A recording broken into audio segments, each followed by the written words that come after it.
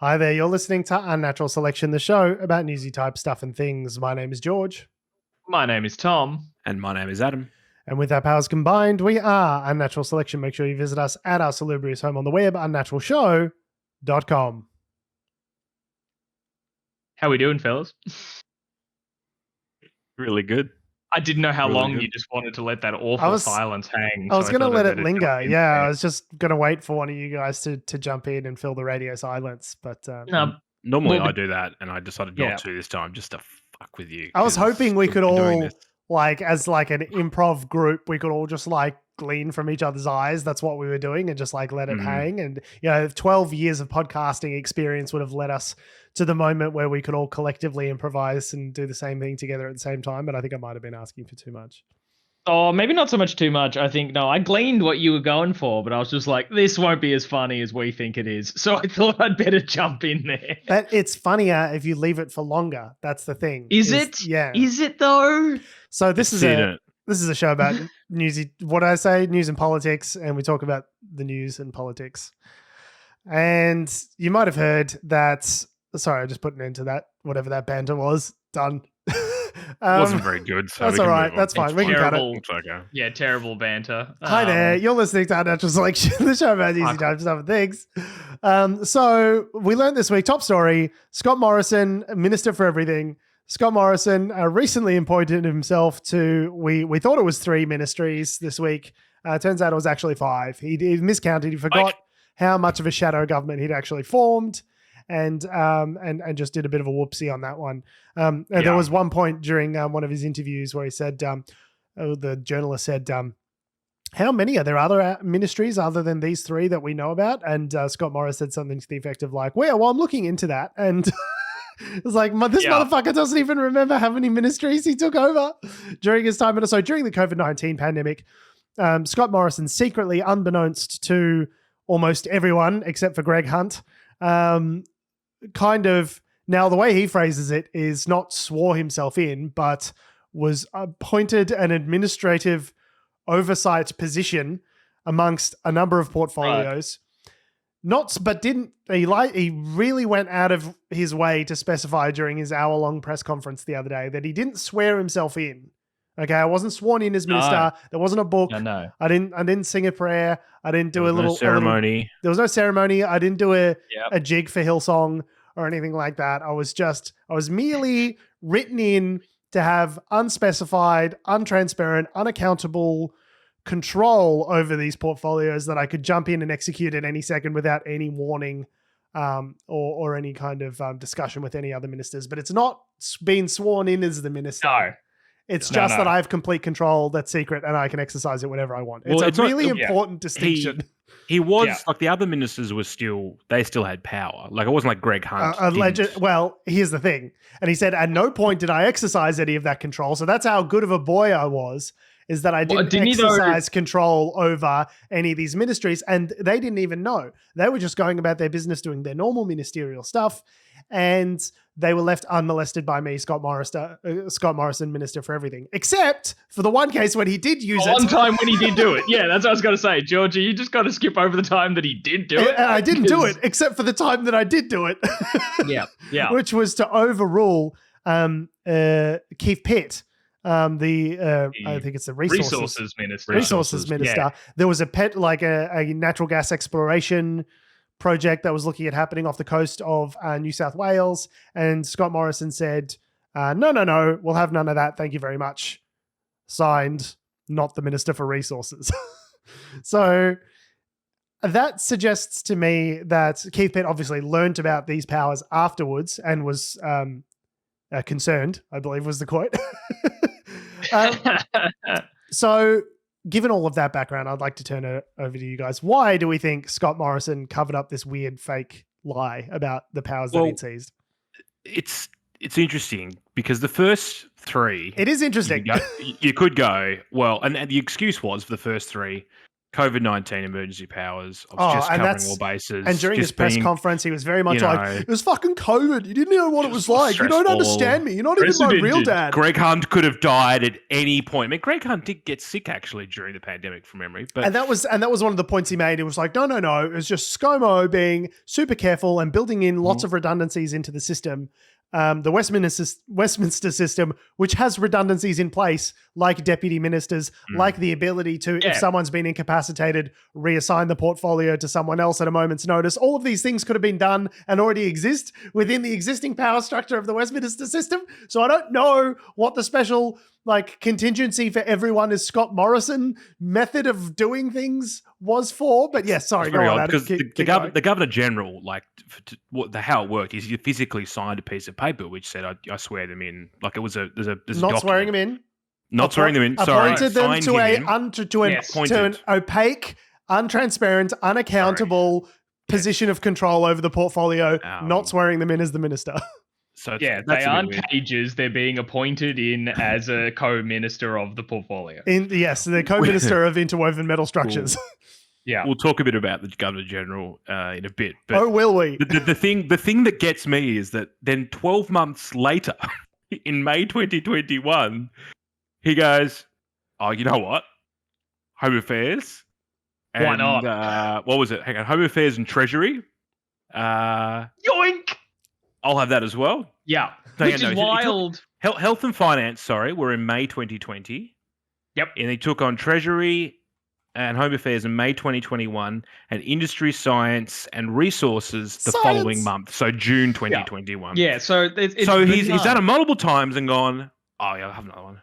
Yeah, you'll have another one. And bear in mind, one of them, Home Affairs, I remember when they created that portfolio, wasn't that known as the super ministry, where we even thought that was too much power for a single minister to have. And now it's just 1/5 of the extracurricular activities that the Prime Minister wants to pick up. Mr. Scotty doesn't hold a hose, but holds 5 arms of government. He's like what's the Hindu god with the 20 Vishnu? arms or whatever? Ganesh? Yeah, just like Vishnu, running around. I don't know. But the thing is, you could just go, okay, well, maybe in the heat of the moment, if you go with his initial excuse, it was COVID, 2020, things were cooked. And then he proceeded to then, May 2021, didn't tell Karen Andrews. Yep. Didn't tell Josh Frydenberg. Oh, Josh Frydenberg must be who was meant to be his best mate, sitting in the lodge, cooking curries together. No mention of it. Oh, what a sitcom. It's 2 ministers living in the same house, awkwardly in aprons and maybe fluffy oven mitts, but he's neat, he's untidy, he's taken his job and hasn't told the other one. Oh, what hijinks will they get up to next? He's secret administrative control when over. They did that, but, yeah. Yeah, no, I get it. It's good. I could get 6 seasons and a movie out of that, I reckon. Yeah, 100%. Direct to TV or do you reckon goes? Oh, it's a Netflix. Yeah, no, for sure. It's a Netflix special. Netflix special for sure. Or just one of the amazing ABC iView gems that just comes out of it. One of the high quality dramas, comedies that comes out of there. It's amazing. It's he has an addiction, I think, quite frankly. He's I'll tell you when I've had enough. He just keeps grabbing different departments left, right, and center. And he held on to these right until he lost. He was voted out, right? I guess it's effective. That's the weird thing about it. I guess when, these appointments are, not sworn in, when these appointments are interwoven metal structures, it's effective immediately, and it's until either it's undone by the people who know, and the people who knew were very little by the sounds of it, or the change of government happens, like what we saw. So I wish someone during the press conference had asked, hey, when were you thinking of telling us?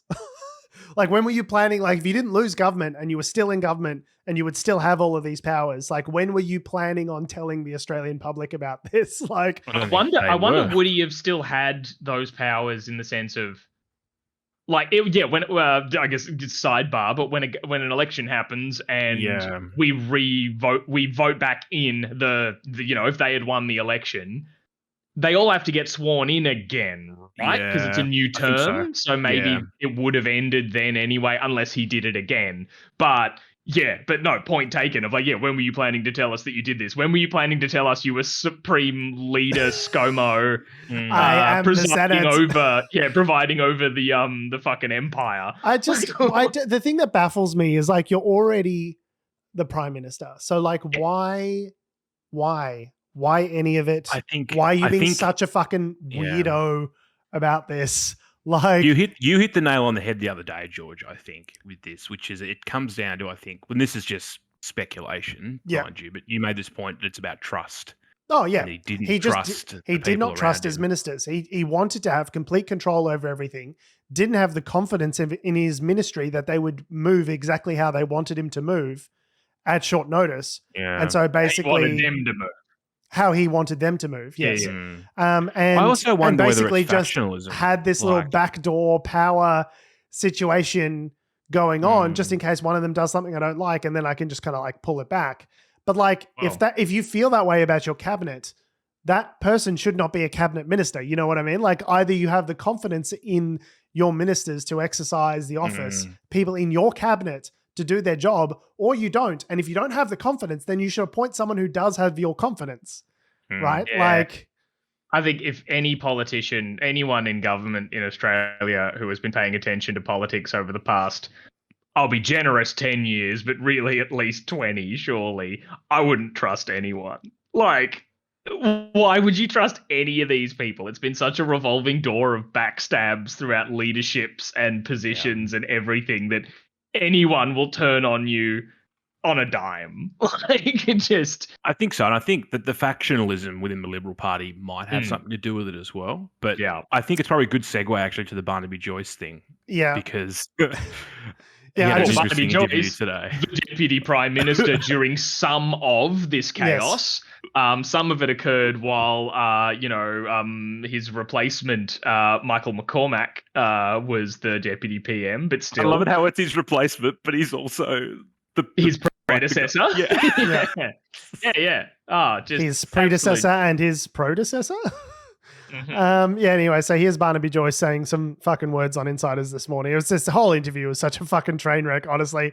Like, I could imagine the Insiders producers going like, okay, so we're going to get Barnaby Joyce on. It's going to be a shit show. Let's make sure that we've got the clips ready to go. And let's make sure we get them out during the show, because this is some retweet worthy stuff, we bet. So, all right, here's Barnaby Joyce saying some fucking words.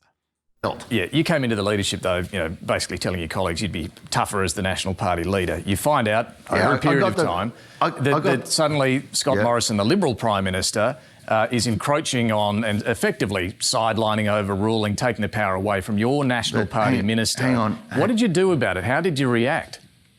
Well, I had negotiated an extra minister which we were not entitled to. I had another person on ERC, which we were not entitled to. So this was a trade-off. I negotiated more staff for the National Party, which we had not entitled to. We brought about one of the biggest deals in looking after regional Australia in the history of Australia. So you thought it was a fair deal? You thought this was a fair deal, a fair trade? Well, I'm repeating the answer, David, I gave to you before. The Prime Minister's solution to me, if I'd pursued this, was quite simple. He just took away the portfolio that we weren't entitled to and took us back to the number we were entitled to. He would have the portfolio back and we'd lose all power. I mean, logically, think of it yourself. And I didn't do this decision. These were the cards I had been dealt with. And I was but you were the National Party. You became the National Party leader. So I just want to be clear here. So I'll put it to you. What would you have done? What would you have done? Would you hand it back? Well, I'm not the National Party leader. I wasn't seeking to be the National Party leader. Let me ask you again. Would you have handed the portfolio back? Well, would you have handed the portfolio back? It's not for me to answer the questions. Well, I wasn't the National Party leader. I put it to you hypothetically. It is a good question then. That was the choice I had, David. Okay, just to be clear on this, you felt you would lose the extra ministry and staff and so on if you pushed back on Scott Morrison taking this portfolio. David, I didn't feel. I was absolutely certain that would have happened. He said that, did he? Negotiated an extra portfolio. No, he didn't. David, so why were you certain? Don't be so obtuse. You can work these because, David, I've been in politics about 18 years, mate. I know how it works, okay? So and now we're hyperventilating about it. Listen to your panel. You're going off the dial. It's not the issue that you think it is out there. There are other things that are permeating the issue. The nuclear debate's gone off the table. We should be manufacturing small modular reactors. They want a manufacturing industry. Manufacture them. In the future, they'll be ubiquitous. They'll be all across the world. I'm not suggesting they're not issues. This, though, is a fundamental principle of our Westminster system. Who is the responsible minister? Who was the responsible minister? Who was the responsible minister for resources? Well, it would have ultimately, it really still remained with Keith. It was the PEP 11 decision, David. But who was the responsible minister on that decision? Keith, I've just gave you the answer, mate. You don't listen to it the first time I said. It was ultimately Keith. It's Keith Pitt on basically everything. It was the PEP 11 decision. Don't ask me a third time. Well, I'm still confused. Was it Scott Morrison or Keith Pitt? Well, it's not. There's nothing confusing about it, David. Listen to me. Keith Pitt was the minister. I'm telling you, look, and there's no trick, hokery pickery, trick to this. I'm giving you a straight answer. Keith Pitt, on everything in resources, was responsible. There was a conjecture on one issue, PEP 11, right? Now, what do I need to do? Do I need to write it and hand it to you in a letter? It's as clear as that. I'm just trying to establish why you... You're not going to go back to this question again, are you? I am. Why you felt the need to keep this secret. Why shouldn't Parliament, let alone your colleagues, have been told David, what was going on here? It wasn't really a secret. The PEP 11 decision was turned over. I mean, what was secret about that? Well, he was the decider. Yeah. So. Oh my God! So on that's and so forth. That's the most infuriating couple minutes I think I've ever heard. Although the whole interview, I shit you not, it took up like a good chunk of the program. Generally, the interviews on Insiders go for maybe 10, maybe 15 minutes if David's really trying to sort of stick the boot in. But like, I think that went on for like 20 plus minutes because at the end of it, David Crowe was like, we've only got a few minutes left of the program, so I'm going to be really quick. It's like Barnaby Joyce has just swallowed the majority of this fucking TV show. What an absolute, who was the PEP 11 decision was the New South Wales offshore drilling exploration thing that we just talked about, right? That was what it was called, PEP 11. Yeah. So he goes, who was ultimately responsible for that decision? It's like, well, Keith Pitt. But like, Keith Pitt got overridden by the Prime Minister. Scott Morrison made the decision. Yeah. So it wasn't ultimately Keith Pitt. And that's kind of the fundamental part of a Westminster system is that you have individual ministers. Westminster system is that you have individual ministers that are responsible for individual portfolios to ensure, say it with me, transparency and accountability. So if one minister does something that the people disagree with that relates to their portfolio or even just a regular member for parliament in their seat, the people know who fucked up. They know who to blame. They know who to vote out in or out of their seat next time. This is the whole, what we are describing is our entire system of government that functions on the predicate that the person who is the named person that's responsible for a thing is responsible for that thing. So you can't just, like, if this was legal, and there's still some doubt as to that, apparently... is this? I was understood that, it was like that, no, there's no... The Governor General... The license is coming in tomorrow. The Governor General insists that it's all above board and it's all hunky-dory, but what will we be watching tomorrow morning? The drop as to how illegal this was, or the new series of Game of Thrones? Albanese has asked for an inquiry into this, and as Adam said, so some information from the Solicitor General will be forthcoming tomorrow. But love an inquiry. If this is legal, then the law needs to be changed because this is fundamentally undemocratic how this has worked, right? Even if that's the thing. It's like, I'm sure if Scott Morrison just came out at the time, if Scott Morrison just came out at the time and said, hey, it's an emergency situation. I'm putting these emergency powers in place, to exercise my discretion at short notice if things are required. The Australian public would have probably been like a one-day news story. People go, oh, geez, that's a bit of government overreach. And then nothing would have happened. The fact that they kept it a secret, that the Governor General left it off his diary is a weird fucking cover-up. The fact that it was all done in secret is what makes it so fucking weird. And so kind the of Governor sus. General has said, just to clarify that, so that's the next thing is whether or not the Governor General was, quote, in on it. I mean, he obviously signed the documents by hand. Oh, yeah, as in he was in on it, in that he had to be involved in it happening. But I think part of it as well is that the governor, like, there's two things here, I guess. The Governor General is not obligated to publicly announce anything like that. So it wasn't his responsibility under the current rules or whatever. As far as we're aware, obviously, pending this new fucking mic drop press conference tomorrow. But the Governor General was under no obligation to announce it publicly. That's more the government of the day's job. So the ScoMo should have been telling people this. But also, yes, as George alluded to earlier, there is the official diary of the Governor General that's supposed to document sort of everything he does, like who he calls, like what meetings he has, or like phone what calls, papers he everything. signs, any ceremonies he conducts or whatever. And this conveniently doesn't have any of these appointments. None of the five appointments on multiple occasions that we know of, which all happened at different times. None of them are documented. Okay. Yeah. So I don't know apparently how the diary defense works, to be fair. The defense from the Governor General was like, oh, well, I understood that the Morrison government would be forthcoming and would announce it at their own leisure. But like after 1, after 2, after 3, after 4, months go by, after 5, you go, I don't think this motherfucker's going to announce anything. You know, like we're talking of a period of over a year where he was acquiring ministries, like so many Pokemon cards. Like it's like dragon in his gold. Bizarre. The fact that he's amassing the Dragon Balls. He's just got to get them all. Dragon Balls. Got to get them all together to gain ultimate power. I was thinking more like Smaug under the mountain with his mountain gold. of gold. See, But, I was trying to picture Scott with like Super Saiyan Goku hair, or just any hair. Yeah. All right. You visual editors out there, there's a meme in that. There's a meme in that. Yep, there's a meme in that. I license that to you under Creative Commons.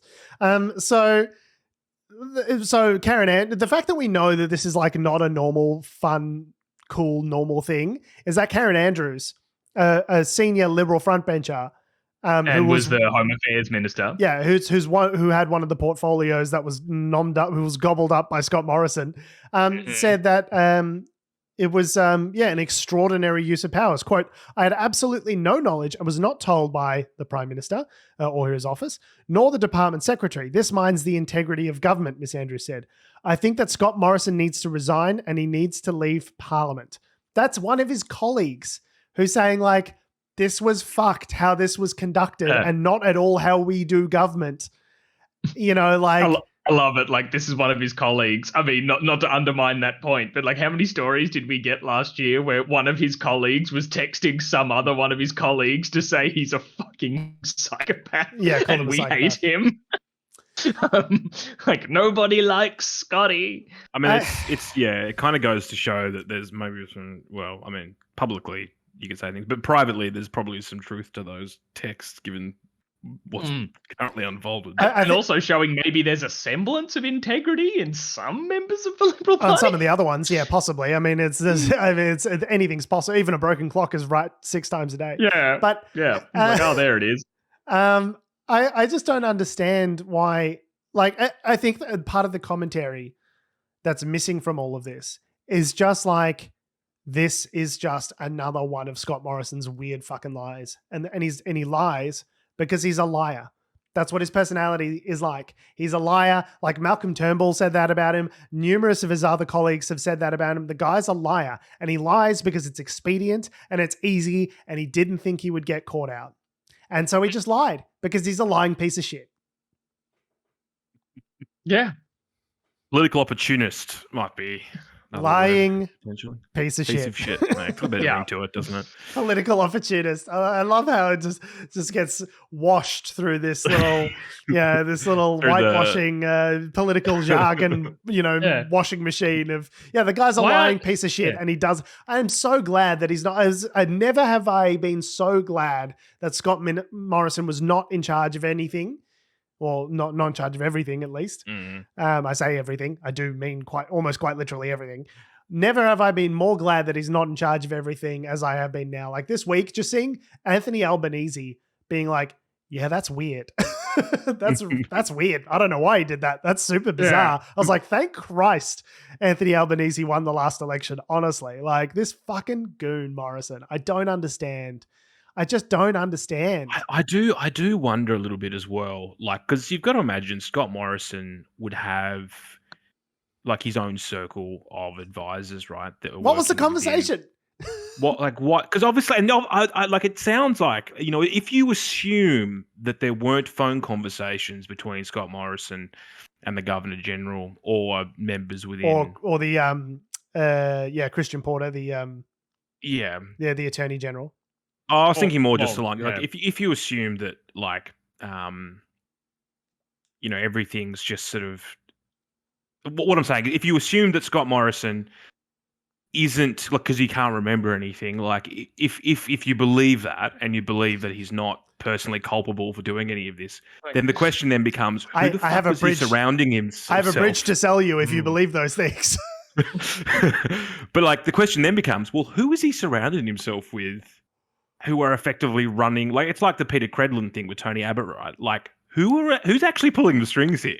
Who are the ones that are actually deep state? I've seen the documents. Who are giving the Governor General the papers to sign, going, yeah, no, this is definitely what Scotty wants. Yeah, we're just putting it in his his 3 p.m. agenda. If this happened, it'd be amazing if someone else is just signing him up like their activities on camp. Yeah. Scott can be treasurer or I don't know what else, home affairs. Yeah, sure, why not? Sign him up for ballet next, or what was it, bar class? If Christian Porter did have advice that he gave to Scott Morrison about this, like what the fuck was the coming advice? from Christian Porter? But that's a whole other thing. I don't know. This press. I don't know if he's going to have a press conference. I think it'll probably be something written that's dropped out, like a press release or something. But he had a statement. Whatever happens, and then there was a press conference, and all just under the guise of like, oh, you. No, I'm just saying, I'm not sure what's happening tomorrow. Yeah, whether I'm not sure. It'll be a physical thing or whether it'll be like here's a statement. But it's all very odd and makes you realise that the Liberal Party was more broken than we realised. No, I think I realised. I don't know if that's fair. I think I had a pretty good grasp of how broken the party was. If this happened in East Timor, we would call it a coup, right? If it happened in some like developing nation, where we'd be like, hey, the guy in charge seems to be seizing complete and absolute control over the government. Like secretly as well, like secretly and slowly rather than like, because, it's obviously a coup when someone just rocks up with the troops. Yeah. But it's another to be like, oh, I'm just slowly gobbling up these little ministries like the little power goblin that I am. And just slowly but surely, right? It's but if this was a developing nation, we would have invaded. But he was already the prime minister. Like, you're already in charge. You don't need to do a coup on yourself. You fucking weirdo. Because and all those justifications as well of like, unprecedented times or whatever. What if such and such becomes incapacitated? There has to be, like, I don't know the details off the top of my head, but there has to already be a system. Deputy ministers. Yeah, deputy ministers or there and ready to go. And I imagine it keeps going like probably quite a long way. It's like the designated survivor in the States for the president. Like, I imagine it's like, oh, what if Greg Hunt was incapacitated? Who's going to do the health stuff? Well, the deputy health minister. But what if he was also in the same car? I was like, well, I don't know, then this person. Or what if that Nancy Pelosi has the flu? Then it's the Speaker of the House. Yeah, then it's all these people like, surely there's contingencies for that already. There's no need for you to also be leader supreme. We're not designing a governmental system on the fly, Scott. And also, if all things these have gotten that redundancies, bad, all these redundancies, it's like, what if Scott's incapacitated? You know what I mean? Like, it doesn't make any sense. It's like, if the whole theory of the case was like, oh, we just wanted to have some backups just in case the entire government all got on a plane and flew into the side of a mountain. Like, what if, like, it doesn't actually create any additional safeguards by having all of those things consolidated into one person? That's not a safeguard. That's even worse. That's you're concentrating power in even fewer individuals. How would that be a safeguard? Yeah. Thank you. I thought then it's gone. But what was I thinking? I was kind of thinking like, no, it's gone. I've just completely had a mind blank then. Sorry, guys. It's been a long week. Sorry, buddy. Yeah, it's all right.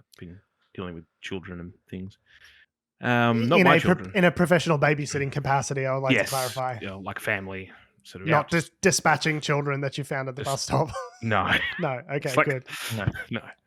But yeah, it's a very weird set of circumstances. I don't like that was what I was thinking. Like if there was a real issue, where society was collapsing, that's what like a state of emergency does, isn't it? Where you then declare that there are emergency powers and things can be circumvented to some extent. Well, we did it in Victoria. Yeah, exactly. Yeah. Yep. There's ways to do this without secretly just absorbing ministers like the blob. It's interesting that so effectively what David Spears and I think I might be having Barnaby Joyce. Barnaby Joyce. Sorry, what's going on? Barnaby Joyce. He's a hard man to forget. The thing that sort of comes out of that is that Barnaby Joyce was that afraid of it somehow coming out and being an issue about the coalition that he was willing just to like sit on it. 12 months. He's like, we got an extra portfolio out of our agreement with them, so I'm just happy to sit on it for 12 months. Like, that's fine if he's undermined democracy. I got an extra staff. So, and something which really, bit more power.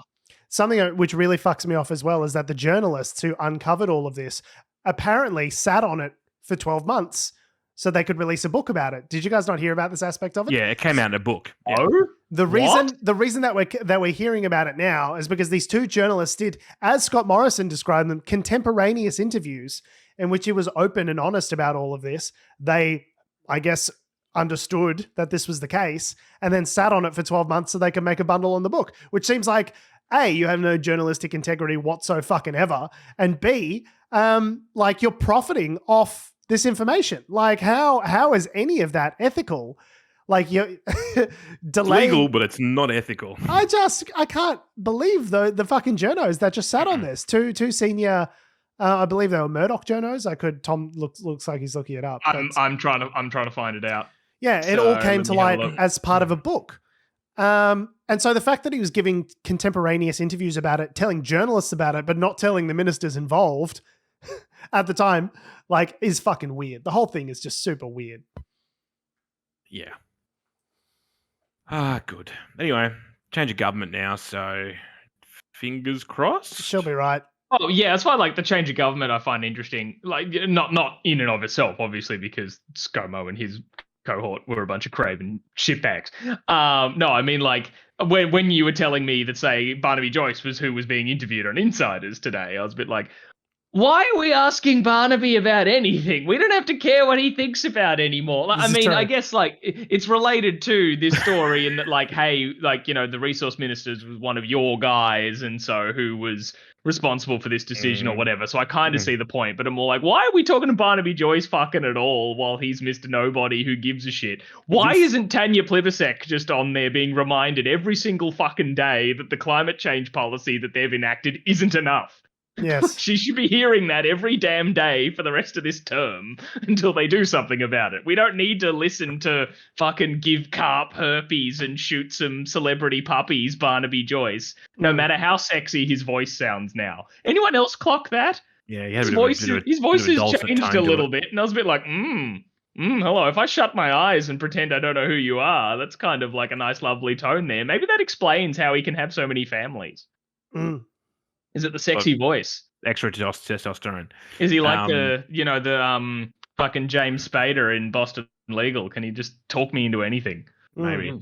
I mean, to answer your question, Tom, the reason why they had him on Insiders is because it was obviously going to be a train wreck. Because it's good and it was obviously going to be entertaining. Yeah, I know, but also fucking Tanya, do more about the environment. It's the only shut up, Tom. It's the only time that I've like stayed fully present and in my body during an Insider's interview. Generally, it's like sort of 9:35 where my brain wanders off and the politician's reciting some talking points and I start tweeting really heavily.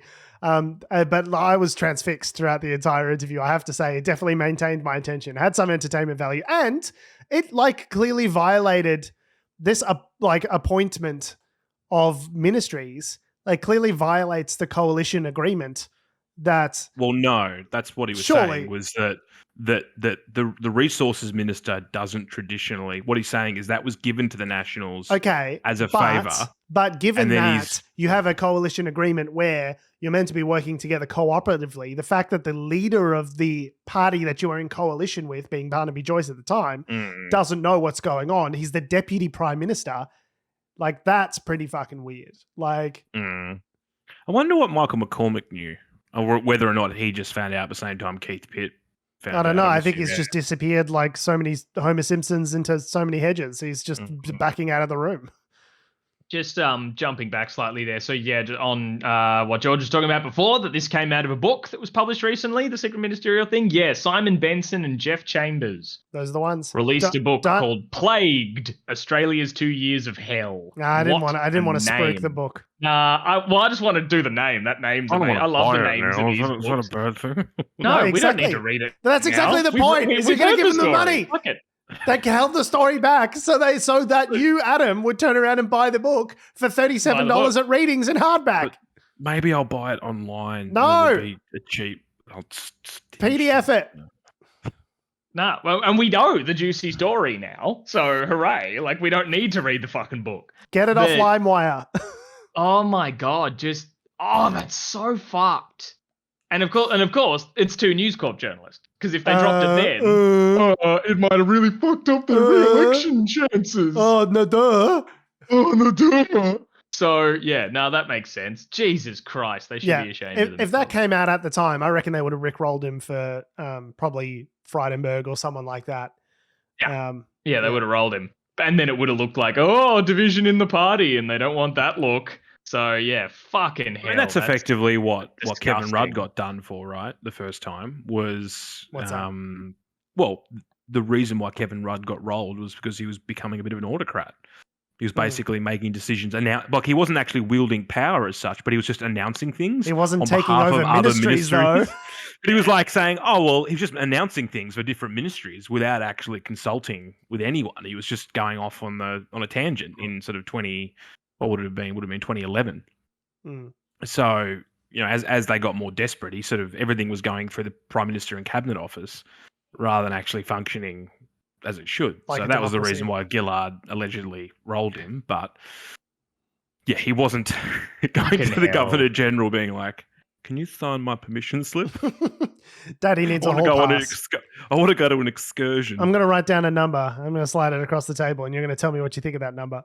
Like in movies where they're like negotiating a salary, but they don't want to tell the audience what the salary is. That's what I'm imagining. Oh my god, that's so infuriating. That's the story of the fucking century, and these two bastards just didn't do their goddamn job. As someone who has a post-grad qualification in journalism, Tom, like, did they talk about any of this sort of stuff, like ethics in journalism? This must have come up during your degree in some form, right? 100%. Like, I mean, that's always the thing, right? There's no hard and fast rules, like, because everything's so subjective, right? As to, what you designate as, like newsworthy or not. But your newsworthy sense would probably pick up that if you've uncovered that, like, a scandal of some sort, and it is a scandal that is of public interest, like they always drilled into us, there's a difference between an interested public and public interest as to what you want to know about and what you deserve to know about. This is certainly in the deserve to know about camp,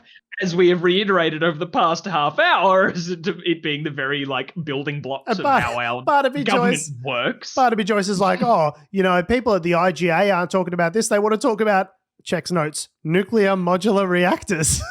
Oh, yeah, 100%. Fallout 76? What the fuck is he talking about? What the fuck, Barnaby? Because Barnaby clearly hopped on with these are the points that I want to talk about, and I'm going to, like, change it back to whatever I want. And instead, he's being grilled by David Spears. Well, why agree to the interview? You know what David Spears is going to do, you fucking idiot. Yeah, it reminds me of that. Was it Paul Keating? I want to do you slowly. I want to do you slowly. Why even agree to the interview, Barnaby, if you know that David Spears, like, what else is he going to be talking about, mate? Yeah, right. But yes, to answer your question, George, from my postgraduate studies in journalism, that is hilariously unethical thing to do. But not illegal. Not illegal. No, just immoral. Yeah, that not illegal, just immoral. The Scott Morrison government. That should be the title of my book, which I'll be releasing in a year with groundbreaking revelations that I've yet to disclose to the public for reasons of my own personal finance. What were we saying? Groundbreaking, immoral, and illegal. Should we go to immoral, Donald but Trump not necessarily illegal, update? which is not the story of Donald Trump, because what Donald Trump did may be immoral and also illegal. So you may have heard we talked about on the show last week that Donald Trump, former president of the United States and owner of now current owner of the world's greatest slumlord resort, Mar-a-Lago. Donald Trump, owner of golf courses / cemeteries. Golf courses / cemeteries / places for Saudi officials to dump $100 million for no particular reason, as they did with his recent golf tour at Mar-a-Lago. Donald Trump, obviously there was an FBI raid. There was a search warrant executed at the Trump residence, Mar-a-Lago, which is also a public resort, to uncover classified documents which had been withheld from the Department of Justice. So apparently they'd issued a written request earlier in the year saying like, hey, we know you've got classified materials, give us them back. And the Trump camp said, we gave them all back. And the FBI said, no, you didn't. Oh, no, you didn't. I don't have them here. Oh, I swear I put them in the mail. No. They're in the post. You put them in the mail? No. I mean, I sent a guy. He said his name was Vasily. He seemed very trustworthy. The FedEx guy is called Vasily. Yeah. Love it. Hello, I am from Federal Express. I am here for top secret documents. Has anyone seen any top secret documents around? I think Russians' accents are still not racist to do. I think I can get away with it. No, I think you do it. They're at a war. They're in a war, so yeah, fuck them. Is that how that works? Yeah. I'm just going to lodge my objection there. Maybe like if a country is at war with another country, I don't think it's a free for all. No. But if they're obviously the bad guys, then we can make fun of them. They're the bad guys and they're white, so it's okay. I hear one Chinese accent come out of you. I swear to God. I swear to God, never again. Middle Eastern is as far as I'll go, and I've learned that upsets you, Tom, so I won't do it on the program anymore. I said I won't. You're not listening. All right. And so Donald Trump has obviously had these documents taken back from him by the FBI, and the Justice Department has been ordered by a federal judge to release the affidavit used to obtain the search warrant. So basically the affidavit is like, here is the statement we're putting into the judge saying this is why we believe we are entitled to a search warrant. Now, in the case of a normal person, Bobby, the child murderer, Bobby doesn't get to see the affidavit.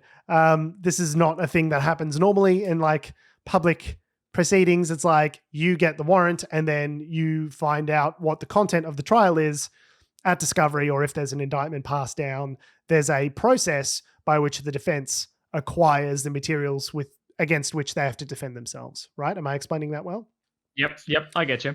So because Donald Trump is the president, though, and he's obviously made it all public and told everyone that this happened, they have been pushing to get the affidavit released in order to turn around and say it was based on, spurious reasoning and never should have happened and it's all part of the witch hunt and yada, yada, yada. So they're using it as a way of, like I said, jumping the gun on the story, knowing that if they get this information, if they can push the FBI and the Justice Department to release information that they have sooner than they otherwise would, then they can sort of control the narrative and take charge of the story and hopefully get it quashed, right? That seems to be their playbook in a lot of these things. So they've got about a week to redact the affidavit to not jeopardize the investigation, because you have to do it in such a way as if it's going to be released to the public, it has to be done in such a way that doesn't jeopardize an active ongoing investigation. So when they get this back, is it just going to be black text? It's just going to be covered in black text. It's just like, Donald J. Trump, redacted, documents, redacted. Like, I don't know how necessarily you can release it to the public and also preserve the content of the investigation as it's ongoing. But I'd like to think that if you're going after the former president of the United States, like if you shoot at the king, you best not miss. I have to think that they've got all of their ducks in a row before they've gone and gotten this the search warrant to go and search Mar-a-Lago. You know that you have to know that if you're doing that, this is what's going to happen, right? So you need to be pretty sure that you're going to find something. The FBI doesn't raid if they're just like curious about what's going on. They'd have to have a pretty good idea of what's at stake there, and knowing that having these particular documents would be illegal in order for them to justify a raid against the president. But yeah, you'd fucking hope so. And Jesus Christ, how nice would it be if something sticks? Oh, it'd be so good. I mean, Teflon Don has been pretty slippery up until this point. So the thing is, even if they do have enough evidence and they then go down the route of charging and an indictment, indictment, whatever how it goes, that's going to be a 6-year. I'll drag it out, and then in the meantime, he'll announce he's running for president, and then it's a gamble. Somehow all go away. It is a gamble, but this is always what Trump's done. It's these high stakes gambles, right? So if I can push it forward and bring the timeline forward, maybe I can get the FBI and the Justice Department to trip up on themselves. But it does mean that the proceedings get moved forward. If you push them to fire before they're necessarily ready to fire, and in the interests of justice, you're pushing for a speedy trial, what you'll get is a trial, and you better win that trial. Like, it is a very risky move on Donald Trump's part, and it really shows like his disfavorables amongst people who aren't in Trump's base have increased substantially. So the idea of going to a general election with a candidate that's under a cloud of FBI, I mean, people credited that with one of the main reasons that Hillary Clinton lost in the 2016 election was that she was under the cloud of an FBI investigation 8 days before an election. So if you go to a general and your candidate is indicted or potentially in jail, like, that is a general election that you will not win. So I think the Republican... You'd hope not. I can't... You're not going to get the independents. You're not going to get the swing voters. George, don't jinx it, man. We all said that 6 years ago. We all said it. I don't see how it's possible that Trump could run for president like a mob boss running the gang from jail. I just don't see how it's possible. What about, I mean, we haven't talked about Liz Cheney losing the Wyoming thing. Like, that's, I mean, it goes to show that the Republicans, you know, in many of these states, you know, they're more inclined to jump on a pro-Trump candidate or are just pro-Trump. A lot of the establishment is actually not pro-Trump. I mean, I hear a lot of reports that behind closed doors, all the Republicans are like, yeah, this guy's a fuckhead. We need to excise him from the party. And yet publicly they will do everything and say everything needed to back up Trump's fake theory of the stolen election. The establishment. We're talking about the base. Yeah, the base really loves him. Apparently his Trump's approval rating amongst his base after the FBI raid increased. So yeah, it's he's the hard done by underdog, George. How are you not seeing this? And the thing is, like, if you take that concept and you take that to a primary, because I don't quite understand. I still don't ever really understand how the delegate thing works, where they've got, you know, where they go to the super PAC basically, and then they're all vote. Like, it's not you're talking about the convention. Voting. So the base, it's not the base that's voting. It depends. In instance, is it? Like the two parties have slightly different systems. Like the Democrats have primaries in certain states, but they also have caucuses, which are kind of like a weird fucky, you know, election machinery device. But the principle is that the person who wins enough of the primaries or enough seats in the primaries becomes the leader of the party candidate. And is then the candidate that gets put forward for an election. And those delegates that you're referring to are really just meant to represent the outcome of the voters in the primaries. Right. In the case of the Democrats, they had like delegates and super delegates, and they had a whole sort of fucky weird system. I understand some of that's been done away with since then, but the whole point is, like, if they win the primaries, the delegates are kind of obligated to, they choose delegates that are happy to, like, proudly cast a vote for Donald Trump. If the vote, if the base are voting for those candidates, I mean, doesn't matter what the establishment thinks. Yeah, true.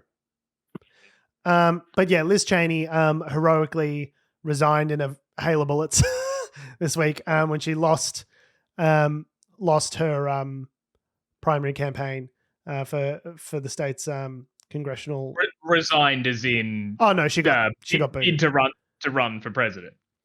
Well, right? no, she hasn't resigned. I was just being funny. She lost her primary. So in Wyoming, I was going to say, I missed that Liz Cheney, like, isn't she heading up a committee? Yeah. So there's one congressional seat in Wyoming, and that was so it's effectively like almost like a Senate seat, really, in that respect. But so she lost that to a Republican primary challenger, Harriet Hageman, and the idea being that, like, if you've won the Republican primary in Wyoming, you've won the general. Like, it's only a matter of like a formality, really, because no Democrat's going to get up in Wyoming. So, and this was even with like our old pal, friend of the show, Dick Cheney, getting out there and doing ads for her as well. Her dad, Dick Cheney. Yeah. So, essentially she sort of set her career on fire in order to be part of this January 6th committee and, sort of poke the bear that is Donald Trump. Which is brave. Like, I don't agree with Liz Cheney on basically any of her positions. She's a far-right conservative. So there's basically a 0% overlap in our Venn diagrams of like political beliefs, but I think it's good that she did that. But this... that's the only thing that she took a stand on. She was voting for Trump policies. Had something like 93% voting like similarity on Donald Trump stuff. So yeah, like clearly she's a dyed-in-the-wool conservative. But there are talks now, are rumors, I suppose, that she might potentially consider a run for president in the 2024 election. No, there is no constituency for Liz Cheney. I guess the hope is that maybe she'd get 5% polling and end up on a debate stage with him and maybe tear him to shreds, beat him up before the general. But there's no hope that Liz Cheney is actually a protest run, so to speak. Yeah. But does that then take away potentially, I don't know, votes from... See, an actual protest I would have thought would be her running as an independent, like actually take votes away from Republicans as an independent, making sure that Trump goes down like the sack of shit that he is, and whoever the Democrat is naturally sort of wins as a result. But it doesn't seem like she's wanting to do that. So, well, her dad is Dick Cheney, so it just goes to show how much the American political right, the institutionalists, are just like completely alienated from the base now. Like the base is just off doing their own thing in crazy town. Yeah. They'll happily back anyone who's an election denier or any of this sort of shit. But the Bushes, the Cheneys, all these people who were like Republican royalty 20 years ago can't even get their own seat in Wyoming back. Like it's pretty bad. But all of this like Republican Party self-immolating and Roe versus Wade and all these things have really tightened up the midterms. So they're about on even keel now. The Republicans on, like, if we look at the balance of the polling across all the different polls, Republicans previously, say 6 months ago, had a 5 or 6 point lead on average. Yeah. And this is when all the news stories coming out saying like Democrats are going to get slaughtered in the upcoming midterms and everyone's going to eat your babies and all this sort of stuff. And now they're basically polling even maybe with a slight advantage to Democrats across the board. And that's purely based on things like the January 6th committee, on Roe versus Wade, on, all of these other sort of Republican initiatives that have happened in the last couple of months that have gone to show how crazy and fuckheaded the Republican Party is. So there might be hope yet that they retain the House, the Democrats. So yeah, we'll see. It's all a bit fucked. You know what? Yeah. Don't we all wish, just to move on a little bit, that our political scandals were like the one that's happening in Finland at the moment? I love the Finnish political scandal. It's like Scott Morrison tried to form a shadow government, and like the Finnish political scandal. Trump might have been hiding the nuclear codes. Yeah. Yeah. It's Finnish PM as a party. Had a party. She's too fun and sexy. What? Too fun. Too fun. She's too young and having fun with friends. Oh, what a bitch. No. To the point where she's so cute and lovable. Yeah. Well, to the point where, like, to make this even borderline a scandal, someone had to insinuate that maybe there were drugs involved. Yeah. Like, it's such a tenuous link. Oh, no. So what happened was that a video surfaced of Finland's Prime Minister, Sanna Marin, We've talked about her before, like, you know, one of the youngest prime minister in the world or something like that. You know, in her 30s, 36 says here. Video of her with some friends having a party. Would we like to see the video? Dancing to music. Sure. It won't be great for listeners, I suppose, but just having a party, having a sing. Just having a dance. I don't know. Just dancing around. Good TikTok.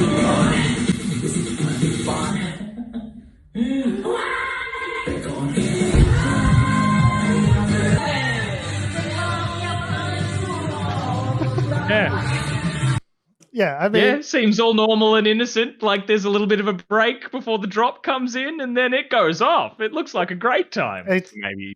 Did someone like flash a baggie in front of the camera? No, that was a glass. That was a glass. Like a drink. Okay. They Glass cheesed the lens. Yeah, they just cheesed the lens. And that's it. She's like, oh, she's having a party. There's been, you know, I guess just the landscape in Finland seems to be that she's often copped criticism for like attending things like music festivals and parties too much rather than doing her job, which well, I mean, fine. If she's spending more time at music festivals than she is as PM running the country, that's probably a conversation to have there. Can't have spent more time than ScoMo in Hawaii.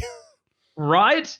But Jesus, she had a party with friends. Well, here's the background, Tom. Like, what?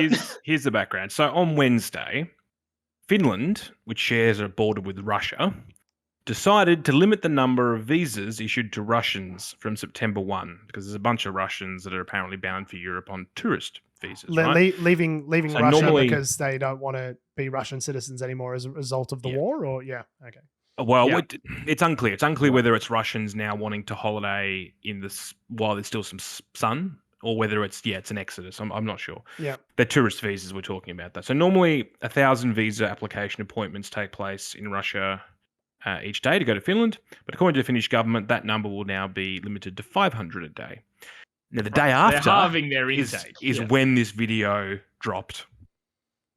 So I'm just imagining Adam in his house with the photos and the maps up on the wall and the red threads on the wall, man. Bird law Adam's doing some got Adam's got 8 monitors. One of them's a CRT because he's hardcore that way. It's just with code rushing over it. The city's eating itself. Yeah. I don't want to say that this was a Russian hit job, man, but that is interesting. The timing there is quite interesting. That a quite controversial decision involving Russia happens, and then a seemingly damning video turns up.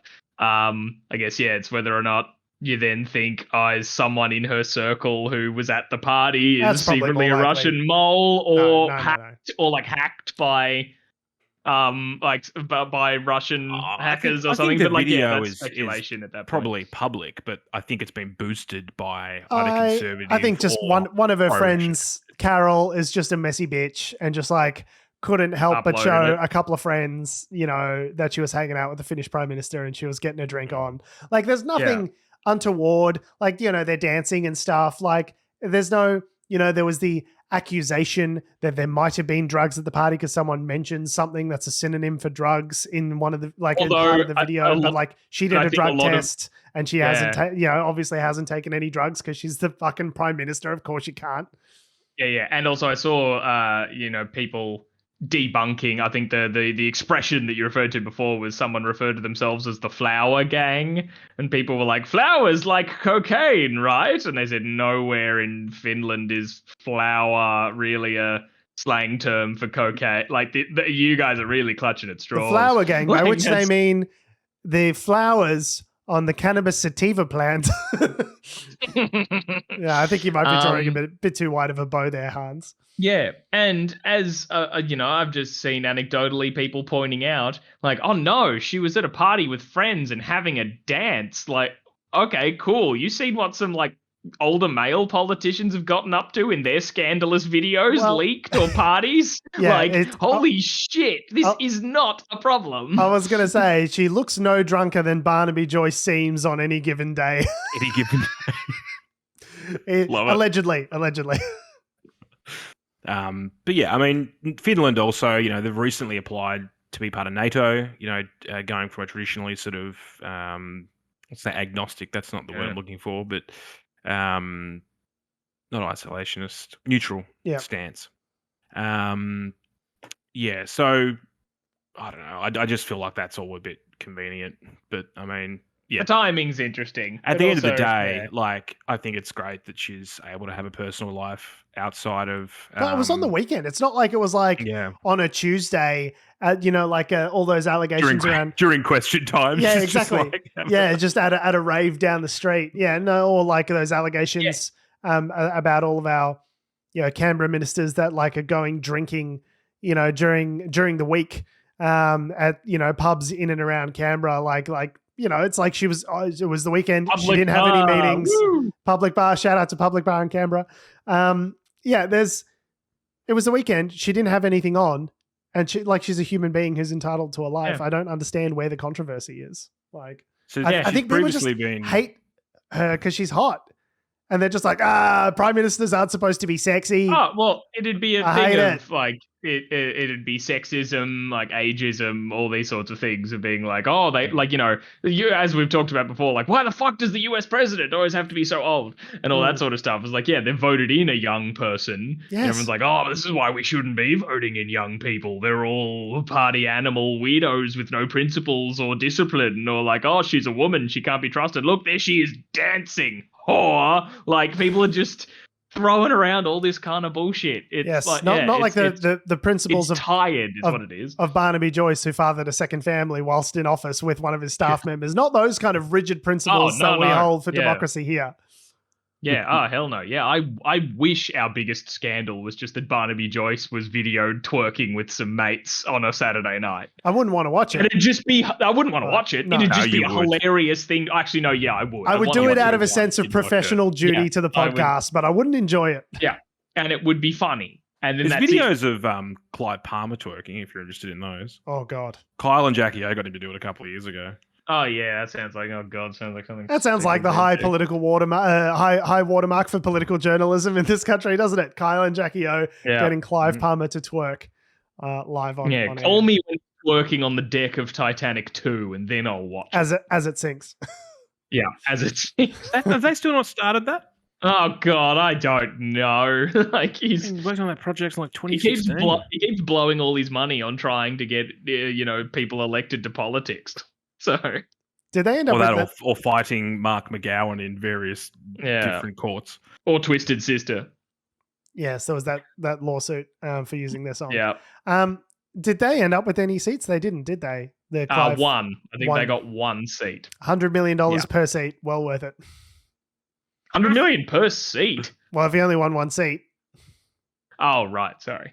I thought you meant they spent $100 million on every seat they were running in. Well, I mean, they might as well have. I was like, does he have that much money? For all the good it did him, he might as well have spent $100 million on every seat because he only won one seat. That's true. It's like, I don't know.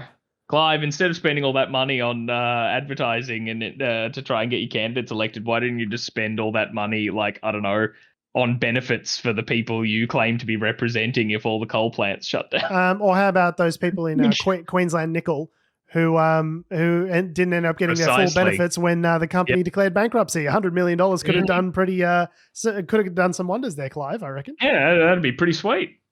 So poor. So very poor. So poor. Oh, yeah. So poor. That's why he doesn't. No, I don't know if he does or doesn't pay tax or not. I can't make that joke. I mean, I don't know. Well, he's a rich. I just did though, didn't I? You made me make the joke in my head. Yeah. Doesn't count. I didn't communicate it to a third party. I don't know. What a good joke. On that note, we have been, we are, and we always will be Unnatural Selection. Make sure you visit us at our salubrious home on the web, unnaturalshow.com. Make sure you follow us on all the bullshit social medias that have, do, or ever will exist at Unnatural Show. That's Facebook, Twitter, YouTube, Instagram, and motherfucking TikTok. Make sure you follow me on Instagram, Twitter, and TikTok at George Tsipos. Follow me on Twitter at Tom D. Heath. You can follow me on Instagram at AC Doreen. And you can follow us all down to Finnish Prime Minister Sanna Marin's house because it seems like she's having a cool party this weekend and I want to be invited. So I haven't been to a good house party in a while. So no, neither. She parties more than I do. I know. Look, when you finish uni degree, George, we'll go and... No, it's never happening now. I'm going to be locked up in this house. I'm just going to strap on a VR headset and just turn into one of those fucking blobs from the Wall-E movie. Just constantly, just in a chair, reclined, watching VR headsets all day. That's my life. You could party while being in a Wall-E movie. You could put a can of los dos. Thanks for listening. In listening. a chair, like the what's it, Numa Numa guy? He's like Maria. That's a great comparison. Maria, thank you for making that. Maria. That's an old reference. I'm done now. Thanks for listening, guys. We love your faces. We'll see you next week.